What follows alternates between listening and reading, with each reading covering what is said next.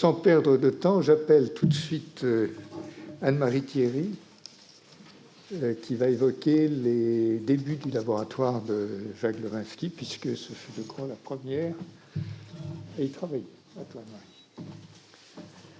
Anne-Marie. Bonjour à tout le monde. C'est une grande tristesse un an après, mais aussi une grande joie de retrouver une partie de la famille Glo. Voilà, donc moi je ne vais pas parler, je vais vous passer un PowerPoint que j'avais réalisé avec la connivence d'Isabelle Glowinski, sa femme, et de plusieurs personnes du laboratoire sur l'évolution de Jacques Glowinski. Voilà.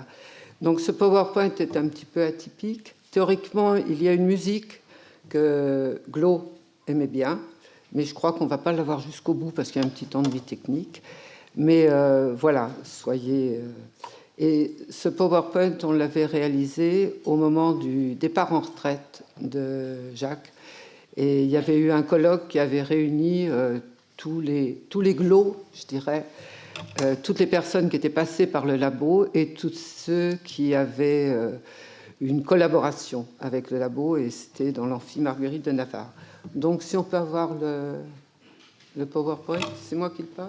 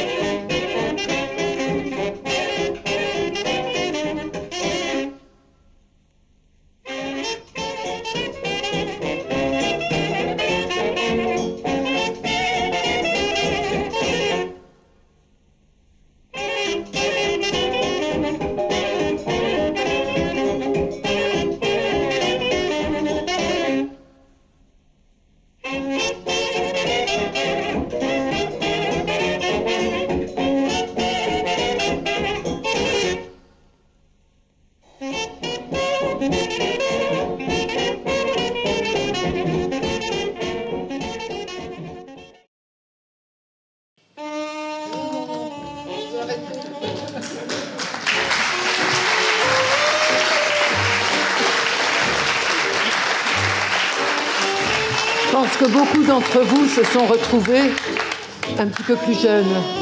Voilà. Non, mais tu l'arrêtes. Je ne sais plus quoi faire pour l'arrêter. Que beaucoup d'entre vous se sont retrouvés un petit peu plus jeunes. Ce que je voulais dire, c'est que tout le labo, tous les gens qui sont passés au labo étaient tellement tristes, mais se sont retrouvés quand Glo a disparu. On s'est tous téléphonés, c'était la vraie famille. Et puis Glo, c'était un grand scientifique, mais c'était un grand humaniste. Et comme dirait Marie-Hélène, c'était un Mensch. Merci.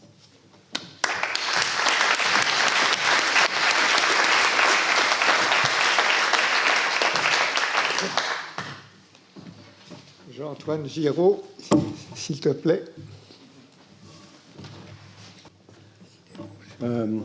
Monsieur l'administrateur, mesdames, messieurs, chers collègues, chers amis, c'est à nouveau un moment très, très émouvant et on va essayer, comme l'a fait Anne-Marie, mais avec moi il y aura beaucoup moins de musique malheureusement, de faire revivre certains des moments marquants du passage dans le laboratoire de Jacques Glowinski. C'était quelques petites touches. Alors, les organisateurs nous ont demandé de ne pas parler de science, donc je ne parlerai pas de science sauf pour l'évoquer, parce qu'évidemment, c'était le contexte dans lequel toute cette aventure s'est déroulée. Alors, évidemment, pour chacun d'entre nous, il y a eu un moment où on a rencontré Jacques Glowinski, et puis ça pour beaucoup d'entre nous, ça a vraiment changé le reste de notre vie. Alors, est-ce que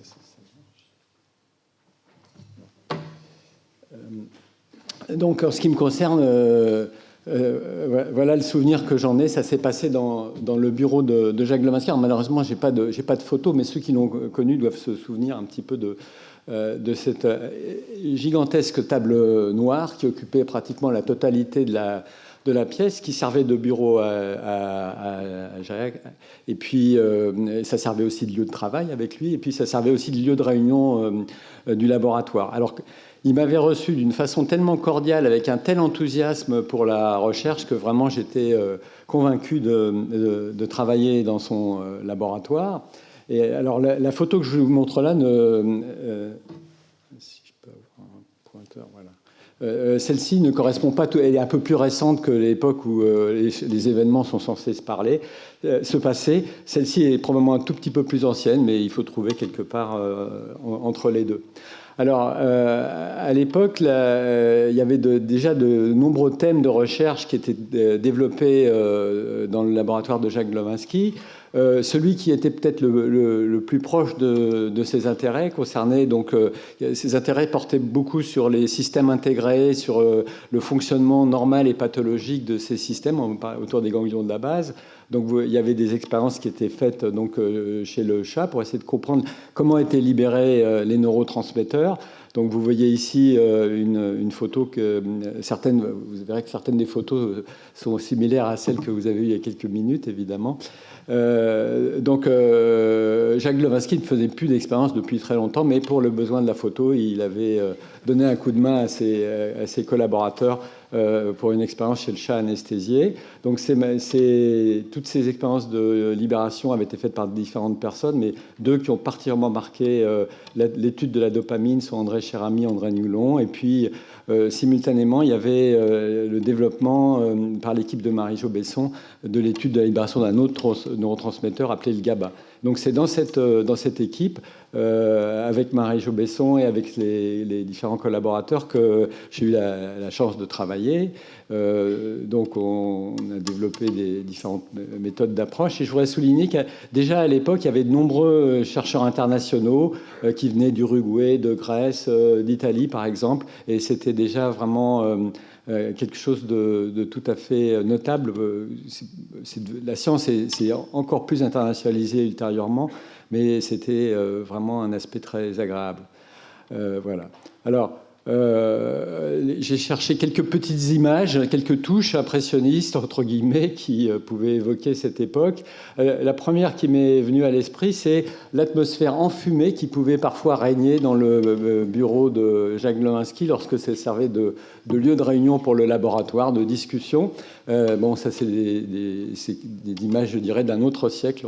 La deuxième image qui m'est venue à l'esprit, c'est le papier jaune de brouillon que Glo, tout le monde l'appelait Glo, évidemment, Glo aimait beaucoup utiliser. Alors, de temps en temps, ça terminait à la poubelle, et puis de temps en temps, ça terminait sur la machine à écrire, à cette époque-là. Et la personne qui, encore à cette époque, utilisait encore la machine à écrire, c'est quelqu'un qui a joué un rôle absolument clé dans l'histoire du laboratoire, gérant tous les aspects à la fois financiers, administratifs et humains. C'est Marie-Hélène Lévy. Il y avait effectivement, à l'époque, on faisait des figures d'articles avec le système Lotra7, et puis il y avait un dessinateur, un photographe, etc., avant que ce soit soumis. C'était bien avant l'apparition des ordinateurs personnels, pas tout à fait complètement quand même, parce qu'il y avait déjà un ordinateur Apple II, le premier ordinateur personnel, qui était dans le laboratoire, personne n'utilisait. Alors j'avais eu la chance de faire un petit peu d'informatique avant, donc j'avais pu faire des programmes qui ont permis l'étude sur le déoxyglucose. Et puis, comme ça a déjà été dit, il y avait aussi, en plus des choses sérieuses, il y avait des moments festifs, et puis grâce aux dames de la laverie. Après, je fais une parenthèse, je suis parti quelques années aux États-Unis, et à mon retour, je voudrais raconter une anecdote qui s'est passée dans ce café, qui a beaucoup évolué depuis. Il était moins neuf que ça déjà à l'époque. Jacques Glowinski travaillait tous les samedis au laboratoire, et c'était le cas de plusieurs d'entre nous, notamment également Mathieu Lévi-Strauss, un autre jeune chef d'équipe dans son laboratoire. Et nous allions déjeuner avec lui. Et donc, ça devait être en 90, je pense, quelque chose comme ça. Et on s'était moqué un petit peu de lui. Enfin, pas moqué, mais on l'avait un petit peu challengé en disant « Mais c'est vraiment horrible, le Collège de France. C'est vraiment dans un état catastrophique, quand même », on disait en rigolant. Mais on serait aux États-Unis, ça serait quand même drôlement rénové. Déjà, ça ne serait pas comme ça. On avait essayé. Et alors, lui, il réagissait pas vraiment, mais il était complètement d'accord, évidemment. Et je pense qu'il en avait déjà beaucoup dans la tête qu'il ne nous a pas dit à ce moment-là, parce que ça peut-être servi d'un tout petit aiguillon parmi de milliers d'autres à ce qui est arrivé ensuite, donc avec André Miquel et le lever de tous les fonds qui étaient nécessaires, et puis ce dont on va parler, je pense, tout à l'heure en grand, avec beaucoup de détails. Donc à nouveau, rappeler que Jacques Glowinski pouvait être quelqu'un qui pouvait piquer des colères, qui pouvait pas être facile, mais qui avait quand même un sens, une cordialité, un sens d'une chaleur humaine absolument fantastique qu'on appréciait vraiment tous. Et il y avait des moments festifs où ça vraiment faisait surface. Et pour terminer, j'ai essayé de réfléchir quels sont les éléments qui m'ont le plus marqué, peut-être. La première chose, c'est que il avait vraiment une vue non aristocratique du monde. Il ne pensait pas qu'il y avait des gens qui, soit par leur origine, parce qu'ils avaient fait comme études, etc., étaient au-dessus des autres. Il pensait que tout le monde devait travailler et réussir par ce qu'il faisait vraiment. La deuxième chose, ça a déjà été évoqué, il avait un sens du collectif, de la collectivité et un respect des autres, des plus humbles aux plus connus, aux plus grands, il les traitait de la même manière. Et puis, un esprit d'entreprise qui s'appliquait aussi bien à la science que à ce qu'il a pu faire en dehors. Et c'est grâce à ça qu'il a eu autant de réussite. Pas de parole, des actes. Et puis, enfin, j'ai une convivialité et un sens de l'humour qui était vraiment, rendait les choses extrêmement agréables pour travailler avec lui. Voilà, je voudrais... une fois de plus, dire un très, très, très, très grand merci à Jacques et un merci Glo.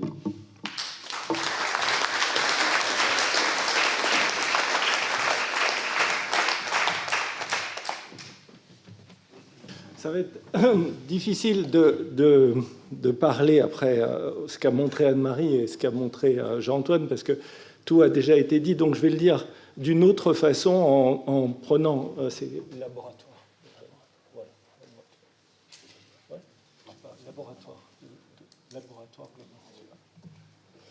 En paraphrasant Pérec et en disant « je me souviens ».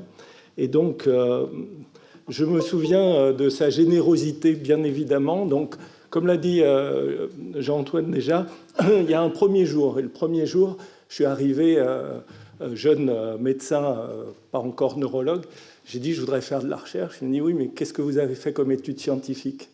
Je l'ai regardé, prétentieux comme un médecin, un jeune médecin peut l'être. Et il m'a dit, bon, vous allez aller apprendre les neurosciences et puis je vais vous prendre quand même. Je me souviens de quelques coups de téléphone et quelques coups de gueule parce que, évidemment, on allait présenter nos travaux dans des réunions ou à d'autres collègues et certains nous critiquaient de façon vertement, certains trouvaient même que quand on était chez Glowinski, c'était trop facile. ils entendaient parler de lui après. Et comme l'a dit Jean-Antoine, ses coups de gueule étaient aussi légendaires. Et puis, à peine revenu de postdoc avec André Sobel, qui est ici, il m'a juste offert la possibilité de créer mon équipe. J'avais 30 ans. Enfin, il y a peu de gens avec une telle générosité qui offrent des locaux et la possibilité de développer son propre sujet. Je me souviens de sa rigueur scientifique. C'était quelque chose d'imparable. Jean-Antoine vient de citer la phrase d'Axelrod, « Stop talking, just do it ». Et les feuilles jaunes, parce que pour ma part, la thèse a été 7 fois réécrite. À l'époque, la machine à écrire effectivement existait, mais moi je l'ai tapée moi-même, cette thèse, 7 fois. Et les articles à peu près autant, jusqu'à ce que ce soit bien. C'est comme une pierre, il fallait polir, il fallait arriver à ce que ce soit bien. La curiosité, bien évidemment, on a parlé de la dopamine et c'est son sujet. J'ai parlé à l'Académie des sciences de tout le travail qui avait été fait sur les cellules gliales, un domaine qu'il a inauguré grâce à Lamprochian et dans lequel on s'est engouffré à plusieurs, avec Joël Prémont, avec Christian Giaume. Et il a toujours eu une curiosité insatiable pour des techniques qu'il n'utilisait pas et qu'il ne maîtrisait pas, ce qui ne s'appelait pas encore la protéomique ou la génomique qu'on a développée dans l'équipe, ou des protéines nouvelles comme PEA15. Et puis, je me souviens du jour où je lui ai dit que j'ai rejoigné le cabinet de Roger Gérard Schwarzenberg. Il m'a dit « Mais t'es fou !» Je me souviens d'un laboratoire qui doit être beau, c'est ce qu'on essaye de faire. Le code couleur gris et jaune du laboratoire, le fait que tout devait être impeccable, le fait qu'il y avait ce grand bureau magnifique avec des chaises DIMS et tout devait être design. Il fallait que le labo soit rangé et chaque année on arrêtait tout. Et quand on dit tout, on arrêtait tout. Il n'y avait pas de manip et il fallait tout ranger pour que les choses soient clean. Et sinon, il rentrait dans le bureau et on entendait parler de lui. Le labo, c'est quelque chose qu'il faut tout le temps rappeler aujourd'hui parce que c'est parfois difficile avec les systèmes individualistes qu'on a aujourd'hui. Le labo, c'était une communauté et il fallait être là à 5 heures pour prendre le thé, pour faire partie de cette communauté. Et autour de cette table qu'a évoquée Jean-Antoine, on se réunissait pour se partager un budget, pour mutualiser les choses. On mettait tout ensemble et ça, c'était l'esprit dans lequel on travaillait, sinon ça ne méritait pas de s'appeler un laboratoire. Et puis, je pense que Philippe Lazare reviendra tout à l'heure sur les fameux 3 points. Ce n'est pas sans une certaine émotion.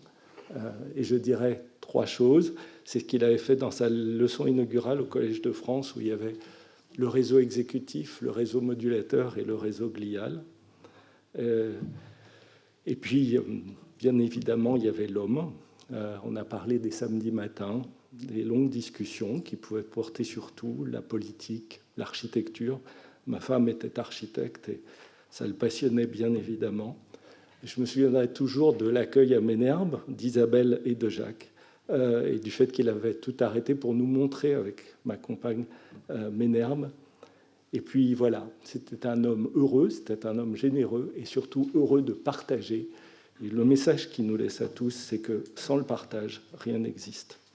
Ça, c'est les membres de l'équipe plasticité gliale qui l'a permis que je réunisse, que ce soit des gens de France ou de multiples horizons, Japon, Brésil, etc.